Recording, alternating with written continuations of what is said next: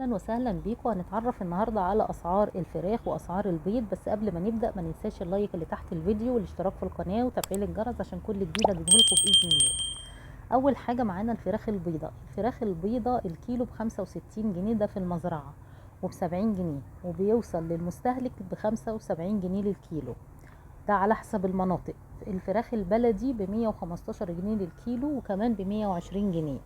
في الفراخ الساسو ب110 جنيه للكيلو، وفي ب115 جنيه. في كمان الوراك الكيلو ب78 جنيه، وفي ب91 جنيه. وفي البانيه ب140 جنيه للكيلو، وفي كمان ب170 جنيه للكيلو. في الصدور بالعظم بتبدأ من 95 جنيه للكيلو. كمان في الأجنحة، سعر الأجنحة 50 جنيه، وفي كمان ب60 جنيه للكيلو. في الهياكل ب38 جنيه للكيلو، في كمان هياكل ب50 جنيه للكيلو.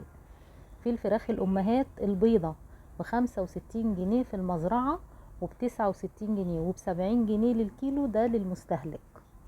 كمان في الفراخ المجمدة البرازيلي، سعر الفرخة ب71 جنيه ونص، اللي هي وزنها كيلو و100 جرام. كمان في الفرخة اللي وزنها كيلو 200 جرام بسعرها ب78 جنيه. في كمان الفرخة اللي هي كيلو ونص ب95 جنيه الفرخة. في كمان أسعار الكتاكيت. في الكتكوت الأبيض ب11 جنيه، وفي كمان ب12 جنيه. في الكتكوت الساسو في ب10 جنيه وب11 جنيه. في كمان أسعار البيض. في كرتونة البيض الأحمر ب97 جنيه، وفي ب98 جنيه، ده في المزرعة، على ما توصل للمستهلك ب102 جنيه، وكمان ب110، ده كمان على حسب المنطقة.